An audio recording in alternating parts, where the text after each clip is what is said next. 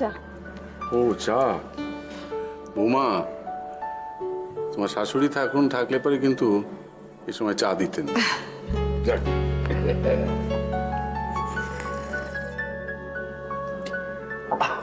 দারুণ দারুণ হয়েছে। ও বাহ। বসো বসো বসো বসো। না বাবা, আমি একটু রান্নাঘরে দেখি, আমার কাজ আছে। কেন কেন কেন রান্নাঘরে কেন? সে কি, রান্না করতে হবে না? খাবেন কি? এক কাজ করো বৌমা, আজ রাতে বরং রেঁধোই না। হুমা, সে কি? হ্যাঁ, আরে আমাদের পাড়ার মোড়ে না একটা চাইনিজ রেস্তোরাঁ হয়েছে, ওখান থেকে খাবার নিয়ে আসবো, জমিয়ে খাওয়া যাবে। না না বাবা, অত টাকা খরচ করবেন কেন? আমি আপনাকে ভালো করে রান্না করে দেবো। রাখো তো, তোমার খালি ওই এক আলু পটলের তরকারি আর কুমড়োর ছক্কা। খেতে খেতে আমার মুখে অরুচি ধরে গেল। না, আজকে অনেকদিন বাদ বুঝলে জমিয়ে ফ্রাইড রাইস আর চিলি চিকেন খাবো। হ্যাঁ। না না বাবা, মা শুনলে কিন্তু খুব রাগারাগি করবেন। মা জানবে কি করে আমি যদি না জানাই? না বাবা, আসলে মা তো সংসার খরচের জন্য টাকা গুনে গুনে দিয়ে গেছেন আমাকে, আর এই মুহূর্তে না এক্সট্রা টাকা আমার কাছে নেই। তুমি কি ভাবছো যে তোমার শ্বশুর ফুরিয়ে গেছে, তার আর কিছু নেই? কেবল তোমরা মেয়েরাই টাকা জমাতে পারো? আমারও গোপন জায়গা আছে টাকা জমাবার। হ্যাঁ, দাও। চলো। হ্যাঁ,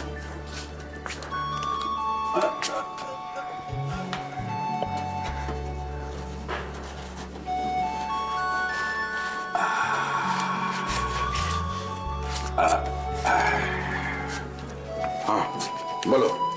200, 300, 400, 500? না না না, অত কত লাগবে না। কত না, কত? 300 হলেই হবে। 300? ঠিক আছে, 1, 2, 3। তাহলে 200 টাকা গোপন জায়গায় থাক।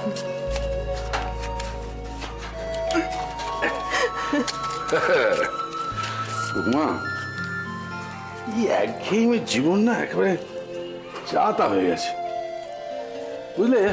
সবই কিন্তু দুদিনের জন্য। তোমার শাশুড়ি ফিরে এলেই তো আবার জেকে সেই ব্যাক টু প্যাভিলিয়ন। অংশুমানটা খুব চাইনিজ খেতে ভালোবাসতো না? ও বেঁচে থাকতে আমরা কত মজা করতাম, বাইরে খেতে যেতাম, বেলুর মঠে যেতাম। বৌমা, তুমি খুব শক্ত মনের মেয়ে মা, খুব শক্ত মনের মেয়ে। কি যে হয়ে গেল ছেলেটা না জানো, একবার চোখের দেখা পর্যন্ত দেখতে পেলাম না। জানতে আমরা পারবোই বাবা, নিশ্চয়ই জানতে পারবো। লড়াই তো শুরু করে দিয়েছে, আর এ ব্যাপারে আমি শেষ দেখে তবে ছাড়ব। কিংসুক বাবু আমাকে খুব সাহায্য করবেন বলেছেন। ও হ্যাঁ, কিংসুক বাবু। হ্যাঁ, ওই একটা লোক বটে, সিট দাঁড়ার সোজা করে কথা বলার মতো লোক, সোজা সাপটা কথা বলে, কোনো ঢাক ঢাক গুড় নেই। আমার সম্পর্কে কথা হচ্ছে নিশ্চয়ই কাকাবাবু? সিদ্ধানা সোজা করে কথা বলার লোক না, কিংসুক বাবুর সম্পর্কে। মোচরটা এটা একটা ভদ্রলোকের বাড়ি, আর যার সম্পর্কে বলছো তিনিও একজন ভদ্রলোক। শুধু কথাটা যে বললো সে ভদ্রলোক নয়, তাই তো কাকাবাবু? পুলিশ কিন্তু পুলিশই, সে যেই হোক না কেন, CBI, CID, OC, inspector, constable, সবাই সবাই পুলিশ। আর পুলিশে ছুঁলে হাজার ঘা, জানেন তো? কেন মিছিমিছি বাড়িতে পুলিশ ডেকে আনছেন? গৃহস্থ বাড়ি শান্তিতে থাক না। দেখুন, যেদিন আমরা প্রথম ফোন পাই যে আমার স্বামী আর বেঁচে নেই, সেদিন থেকে এ বাড়িতে আর যাই থাকুক শান্তি নেই। আর অসীমবাবু, আপনিও তো এ বাড়িতেই থাকেন, পুলিশ আপনাকে খুঁজতেও তো এসেছিল। সেদিন গৃহস্থের শান্তি নষ্ট হয়নি। কিংসুকবাবু আমাকে সাহায্য করছেন, উনি যে কোনো সময় এ বাড়িতে আসতে পারেন। নিজের লোক ভাবি বলি কথাটা বলেছিলাম। এখন মাটা আপনার, আপনি লেজে কাটুন কি গোড়ায় কাটুন, আমার কি। ইয়েস, বাড়িটা আমার। আমি তোমার উপদেশ শুনতে বাধ্য নই। যাকে বৌমা, কি নিয়ে আসবো বল? 2 packet chilli chicken, 2 packet chicken fried rice. ঠিক আছে। আরে বাবা, আজকে চাইনিজ। কাকাবাবু, আমি খাবো আজকে। হ্যাঁ, কোনো কথা শুনতে যাই না কত লাগবে। হ্যাঁ ঠিক আছে, পুরোটা।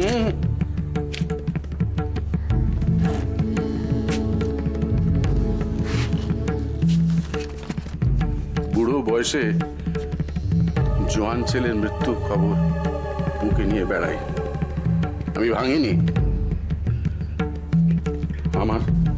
আমার এই ছোট্ট নাতনি আর এই বৌমার একটু ভালো মন্দ খাওয়া আমি নিজেই খাওয়াতে পারি।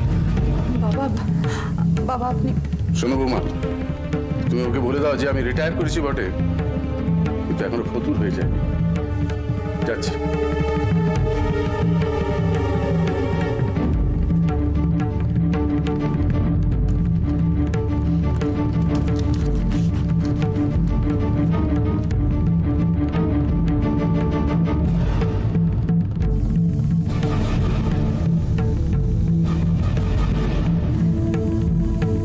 হ্যাঁ রে, আজকে মনটা ভীষণ ভালো লাগছে।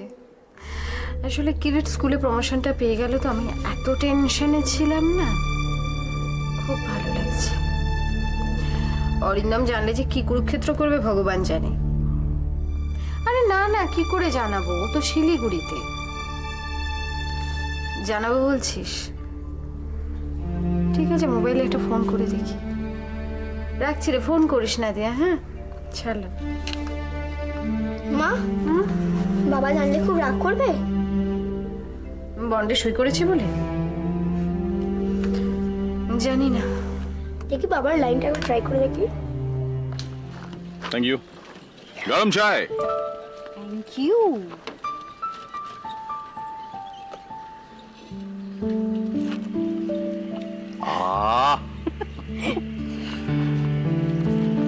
কি ভালো লাগছে তো? বলেছিলাম তোমার ভালো লাগবে। তাই না? আরে এরকম লং ড্রাইভের মজাই আলাদা। যেমন খুশি দাঁড়াচ্ছি, যেখানে খুশি গাড়ি চালাচ্ছি। তুমি পাশে আছো। সারাদিন বউয়ের ঘ্যানঘ্যানানি নেই, ছেলেটার প্যান প্যানে কান্না নেই, বন্ধু মেয়েটাকে দেখতে হচ্ছে না। হয়ে যাচ্ছে। অনেকদিন পরে এরকম একঘেয়েমি থেকে রিলিফ পেলাম। ওই সময় আবার কার ফোন এলো?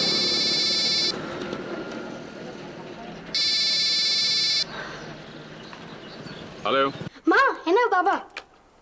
হ্যালো, হ্যাঁ শুনছো? হ্যাঁ মালা, বলো। আজ আমি ক্রিটের স্কুলে গিয়ে বনসই করে দিয়ে এসেছি জানো। ও নতুন ক্লাসে প্রমোটেড হয়ে গেছে। ও স্কুলের টিচাররাও বললেন ও খুব ভালো স্টুডেন্ট, ভালো করে লেখাপড়া করলে ওর কোনো অসুবিধাই হবে না। আমি তোমায় বারবার মানা করেছিলাম না ওখানে না যেতে? আমি তোমায় বলেছিলাম না আমি ওদের স্কুলে গিয়ে দয়া বিক্রি করতে পারবো না? তোমাকে তো যেতে হয়নি অরিন্দম, স্কুলে তো আমি গিয়েছিলাম। Shut up! আমি যখন না বলেছি তখন না। সেটা তুমি কোন সাহসে আমার কথা অমান্য করেছো? প্লিজ অরিন্দম, বেড়াতে এসে রাগারাগি করো। হ্যালো, শোনো আমি ডাকছি। আমি কথা বলবো মা। শুনছো? কিরিট কথা বলতে চাইছে, ধরো। এনা হ্যালো। দাও তো, বেড়াতে এসে মুড অফ করা চলবে না। Give me the phone please. Hello hello hello বাবা, হ্যালো। কি হলো? লাইনটা কেটে গেল নাকি? হ্যালো,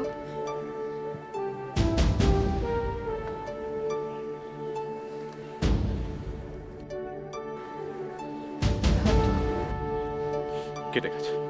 কি হচ্ছেটা কি?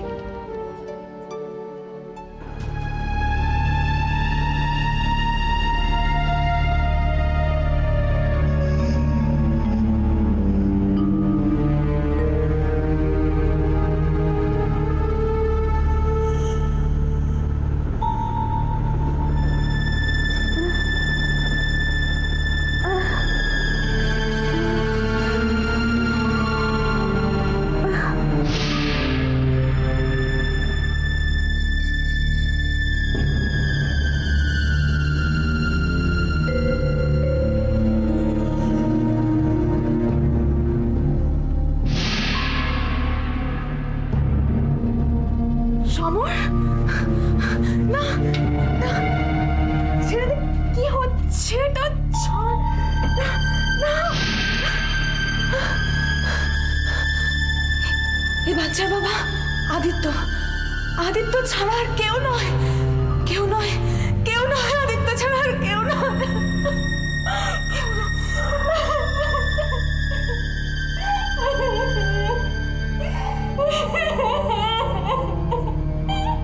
স্যার,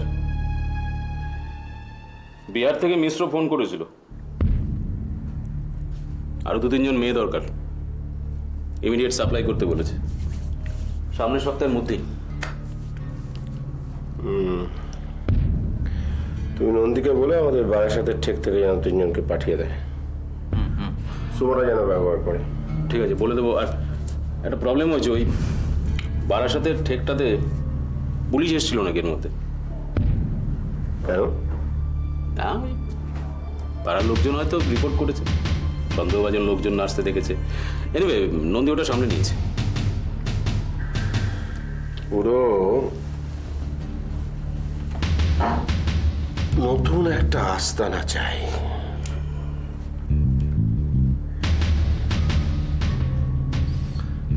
আদিত্য ব্যানার্জির হাসপাতালটা কমপ্লিট হলে ওটাই নেব। কি করে?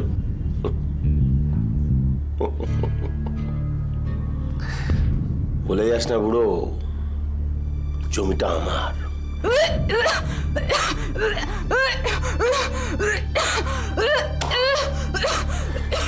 অসহ্য দিনরাত চোখের সামনে মেয়ের এই অবস্থাটা আমি দেখতে পাই না।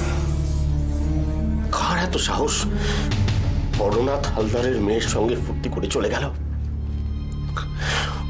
হরনাথ হালদারের মেয়ের এই অবস্থা করে কোন সারা? সবার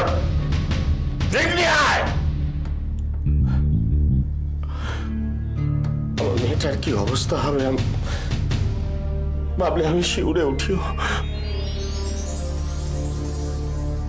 স্যার, আমি একটা সমাধান দিতে পারি। তুমি? হ্যাঁ স্যার। কি সমাধান? আমি টিনাকে বিয়ে করি।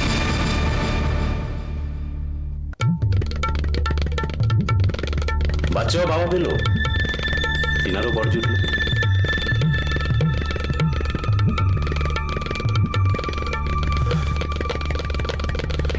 তোর সাহস তো কম নয়।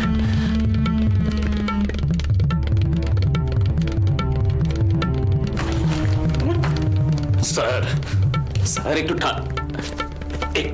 ঠান্ডা মাথায় ভাবুন স্যার, একটু ঠান্ডা মাথায় স্যার। এর চেয়ে ভালো রাস্তা বোধ হয় আর নেই স্যার। কেউ কিচ্ছু জানতে পারবে না, টিনা আমার বউ হয়ে থাকবে। স্যার, আপনার সব 2 নম্বরই ব্যবসার আমি চালনা করি। কোথায় কত লাশ সরিয়েছেন তাও কিন্তু আমি জানি স্যার। তুমি কি আমায় ব্ল্যাকমেল করছো? ছি ছি ছি ছি ছি, এটা কি বলছেন স্যার? আমি সমাধান বলছি, সমাধান। আমার চেয়ে ভালো জামাই আপনি পাবেন না স্যার। ভাবনাটা ভালোই ভেবেছ। টিনার বাবার সব সম্পত্তি তাহলে তুমিই পাবে। স্যার, আরেকটা কথাও ভেবে দেখুন, বাচ্চাটাকেও তো আমি নিজের করে নিচ্ছি না। কার না কার বাচ্চা, তাকে আপন করে নেব, তার একটা দাম দেবেন না স্যার?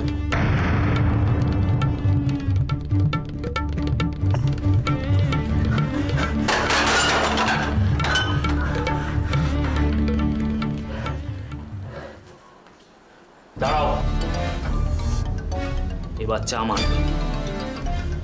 তোমার বাচ্চার বাবা আমি, আর কেউ নয়। না না না, এটা ঠিক নয়, এটা ঠিক নয়। এটাই ঠিক। সেদিন ঝড় জলের রাতে তুমি আমাকেই জড়িয়ে ধরেছিলে, আদিত্যকে নয়। না না, কি হচ্ছে, কি হচ্ছে? তুই ছেড়ে দে আমাকে। টিনা, ও ঘরে তোমার বাবা বুড়োকে নিয়ে আমার বাচ্চার দর কষাকষি করছে। তোমার বাচ্চা আমার, টিনা, তুমিও আমার। এই বাড়ি গাড়ি টাকা পয়সা সব আমার, সব সব কিছু আমার। তুই পাগলামি করছিস, তুই পাগল হয়ে গেছিস। তুই আমাকে ছেড়ে দে, তুই আমাকে ছেড়ে দে, সবাই ছেড়ে দে আমাকে। তুমিও পাগল, তার জন্যই তুমি এই সুযোগ হাতছাড়া করছো। টিনা, এ বাচ্চা আমাদের, আমরা হাতে করে মানুষ করবো। টিনা, এ বাচ্চা তোমার আমার। না না না, সোনার ডিম পাড়া হাঁসকে হাতছাড়া হতে দেব না আমি। তোমার বাবাকে তুমি সব বলবে, চলো। সমর, সমর, এই বাচ্চার বাবা আদিত্য। তুই জেনে রাখ, এই বাচ্চার বাবা আদিত্য। টিনা, পাগলামি করার সময় এটা নয়। টিনা, টিনা, পাগলামি করার সময় এটা নয়। আর এই বুড়োকে দাও মারতে আমি দেব না। হ্যাঁ, সম্পত্তি যদি পেতেই হয় আমি আমি আর হ্যাঁ, ওই আদিত্যের ভূতটা না ছেড়ে ফেলো।